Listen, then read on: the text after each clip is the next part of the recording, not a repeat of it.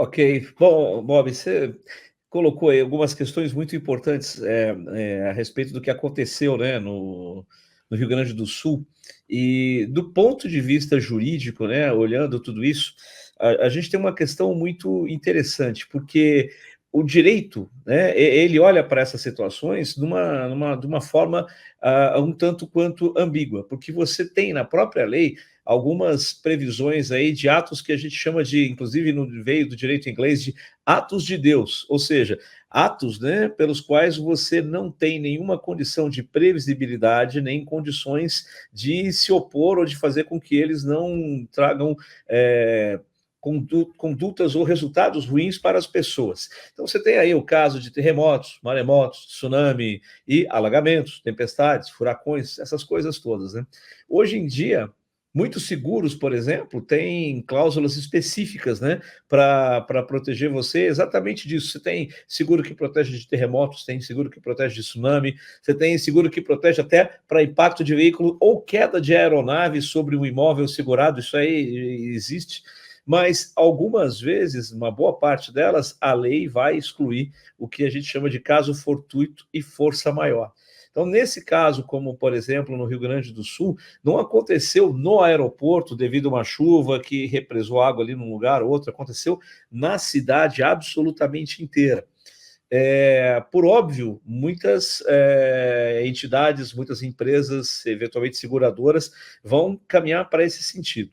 Por outro, você também tem o seguinte: há algumas cláusulas, alguns contratos que prevêem, por exemplo, indenização para caso de inundação e tudo mais. Então, vai muito de olhar agora quais são as cláusulas. Você mencionou uma empresa, eu não gostaria de mencionar o nome dela, mas você mencionou uma empresa que detém o estacionamento, e no primeiro momento falou: olha, eu não vou indenizar nada. Eu já li uma outra notícia que parece que, no caso do Rio Grande do Sul, irá haver, como acontece para esses casos, as empresas têm resseguros, tem outras empresas, e institucionalmente elas vão fazer um esforço de tentar indenizar na medida do possível. Porque quando a gente para analisar, não é só quem deixou o carro lá. Quem deixou o carro no aeroporto, as empresas que tinham veículos lá, as empresas que vendiam veículos novos, então, assim, todo mundo, foi uma coisa muito abrangente. O caso do Rio Grande do Sul, eu já ouvi gente falando, é mais ou menos como de uma recuperação de uma zona de guerra. Você precisa de um plano Marshall para a região do Rio Grande do Sul, de modo a fazer com que ali a gente consiga alavancar, né, muitas coisas. A respeito do aeroporto que você comenta sobre China e outros lugares, mesmo lá no Oriente Médio, Dubai, por exemplo, acabou de construir agora mais um aeroporto, vai trocar a principal base de operações da Emirates. Se você tem condições difíceis, você tem de aplicar técnicas para mitigar os riscos que a região onde você vai colocar teu aeródromo, tua rodovia ou qualquer outra instalação, ainda mais pública, né? E ainda mais uma instalação de utilidade pública como o aeroporto, tem que ser protegida dos principais riscos que você pode realmente vir a enfrentar por lá. Na região de Porto Alegre, a gente tem dois problemas ali agora para o Salgado Filho, né? O primeiro, que ele estava pequeno, a região já não permite tanta expansão, que você acabou de mencionar. Segundo, já se viu que ele tem, então, como toda a cidade, uma propensão para receber água em quantidades bíblicas, né? Se acontecer uma outra situação de risco, e como o tempo vem se tornando inclemente no mundo inteiro, cheio desse tipo de situações, você não pode dizer que aquilo não vai ocorrer novamente. Então agora tem que ser sem nenhuma discussão de caráter político, porque tem grupos que defendem soluções A ou B pensando em questões políticas, mas é uma solução muito técnica para entender o seguinte: há condições de recuperar o Salgado Filho, desde que não se envolva quantias exorbitantes, porque ali você tem que fazer tudo de novo. Imagina, além da pista, do asfalto, de toda aquela parte de preparação de solo e tudo mais, você tem que toda e qualquer instalação do aeroporto tem que ser trocada. Você vai precisar de fiação totalmente nova, de equipamentos totalmente novos, ou seja, é um novo aeroporto num site de um aeroporto já existente que você não pode ampliar. Então, qual é a situação de melhor proporção em termos de gasto e resultados? É investir todo esse dinheiro para revitalizar o Salgado Filho ou é fazer um Salgado Filho talvez com uma condição de operação para aeronaves menores, alguma coisa mais em termos de pista e tudo mais, e gastar o dinheiro para aeronaves wide-body e tudo mais numa outra região. Tudo isso depende de ser ouvido, especialmente pessoas que entendem do setor, porque eu andei vendo aí umas matérias e todo mundo que falava sobre o aeroporto não entendia nada do que estava falando, dava, né, cada vez falava uma besteira maior. Então, ou se trata da questão de uma maneira profissional, ou então esse pesadelo vai continuar por um bom tempo. É isso aí. Muito obrigado, Sérgio. Adalberto.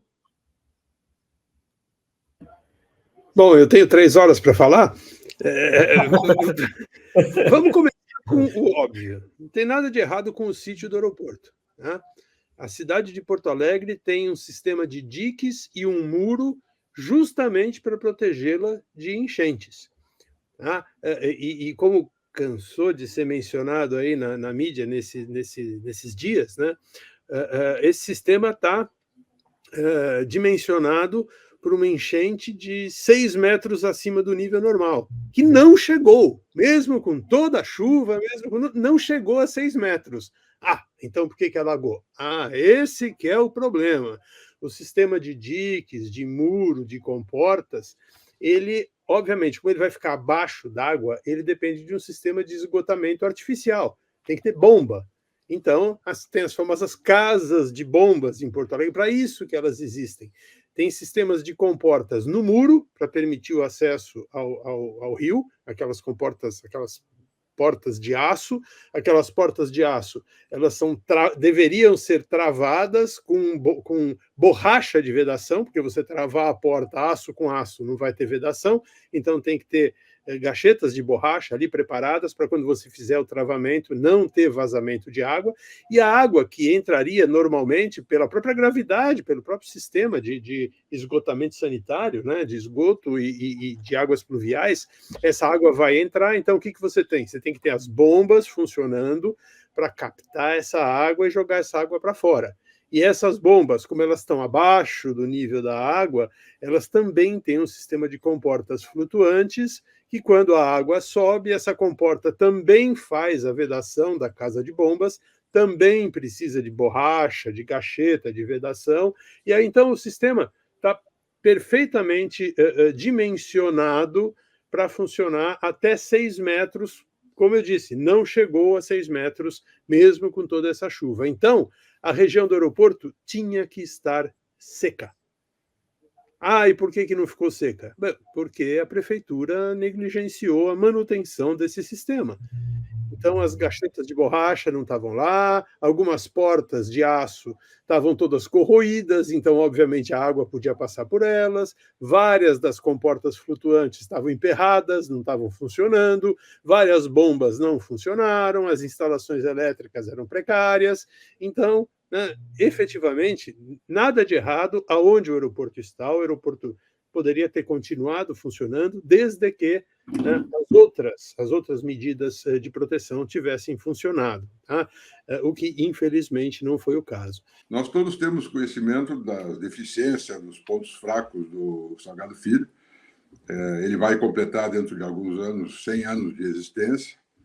Ele foi construído numa situação completamente diferente da atual, né? Porque a aviação era hidroavião, depois passou para avião terrestre, aquelas coisas todas, e dali ele foi evoluindo. Entretanto, eu acho que a gente não deve perder tempo avaliando os defeitos e as limitações, porque o assunto é o novo aeroporto. E aí entram ingredientes que talvez a gente possa levar em consideração. Nós começamos a estudar esse projeto em 2009. Um grupo de empresários, engenheiros, pilotos, técnicos, começou a discutir a necessidade de um aeroporto novo na região dos Sinos. Até o pai do David Nimmerman, que é o dono da Azul, esteve lá nas nossas reuniões e disse: por que vocês não fazem um aeroporto aqui? Isso aqui está precisando. E aí nós começamos a desenvolver um projeto pequeno para ter um aeroporto regional na região dos Sinos. Então, esse projeto cresceu e nós fomos apresentando ele a todas as autoridades. Nós apresentamos ao governo estadual, nós apresentamos ao governo federal, ao Ministério da Aviação, a ANAC, e depois fomos ao Quinto Comar e na época o brigadeiro Rossato, que era o comandante do 5º Comando, disse: olha, vocês estão errados. Vocês devem pensar num aeroporto internacional, porque o Salgado Filho tem vida curta. Pode ser 10 anos, 20 anos, mas em termos de aviação, isso é uma vida curta. E vocês têm que pensar 50 anos para frente. Então, nós voltamos à nossa mesa de negociações e começamos a projetar um aeroporto maior. Só que, nesse tempo, as regras mudaram. Hoje em dia, a ANAC permite que qualquer particular construa um aeroporto. Então, nós não estamos falando em um aeroporto que vai ser construído com dinheiro público. Nós estamos pensando num aeroporto construído como aquele de Catarina, que foi feito com iniciativa privada e exploração deles. O governo só regulamenta e homologa, mas ele não impede a construção. Então, eu acho assim, nós pegamos uns aviões e sobrevoamos toda a grande terminal de Porto Alegre, toda a parte este, Porta Sul e tal, procurando um lugar que ainda pudesse se construir um aeroporto grande. Mas não quer dizer que ele tenha que ser grande, nós temos que ter uma área grande para que ele possa se expandir. Aí, quem decidir fazer o aeroporto é que vai determinar, mas a área já está feita, o controle dessa área, a prefeitura já declarou utilidade pública e pretende-se chamar investidores, né? E nós encontramos ali na área de Portão um terreno alto, com pouca movimentação de terra, com uma característica de terreno que não tem que ter muitas obras, não tem muita pedra, não tem grandes dificuldades de construir um aeroporto, e pensando que se as condições de futuro, porque nem eu nem nenhum de vocês sabe como é que vai ser o avião daqui a 50 anos, pode ser que seja bem pequenininho, pode ser que seja muito gigante, a gente não sabe, mas a gente tem que estar preparado para isso. Então, nós achamos uma área que tem 20 km², uma área razoavelmente plana, que o Departamento Aeroviário do Estado de São Paulo, de Porto Alegre, do Rio Grande do Sul, esteve lá e analisou a área e achou compatível. O Sindacta esteve examinando o projeto e não conflita o trânsito com Canoas e com Salgado Filho, que o Salgado Filho deve permanecer, até porque não se constrói um aeroporto em 2, 3 anos, ele demora muito mais tempo, e então tem que ter um aeroporto. Então, o investimento do Salgado Filho tem que ser feito de qualquer forma, ele tem que voltar a operar, porque o Rio Grande do Sul não pode ficar isolado como nós estamos agora. Eu vou para o evento aí em Catarina agora no sábado, eu vou de carro porque não tem passagem de avião. Quer dizer, nós estamos isolados aqui no Sul. E nós, além de todos esses benefícios, um aeroporto um pouco mais ao norte traz uma economia bastante grande para as companhias aéreas, porque o aeroporto fica acima, ao norte de Canoas, e eles não precisam fazer todos aqueles desvios que se fazem em Canoas, considerando que hoje um minuto de 737 está custando em torno de $91, a gente vê que esses desvios de 7, 8, 12 minutos têm um custo razoável, que naquele aeroporto não teria. Então, o projeto foi examinado, foi o COSINUS, que é a reunião de todas as prefeituras da região do Vale, colocaram o aeroporto novo no programa de desenvolvimento da região, e esse COSINUS é gerido pelo governo do Estado, ou seja, o governo do Estado é que controla isso. Então, é um projeto que já andou bastante.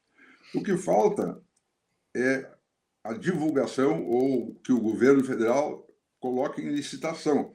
E que não chega a ser uma licitação porque nós não estamos alugando nada, nós simplesmente estamos abrindo uma área que alguém queira tomar posse e construir um aeroporto.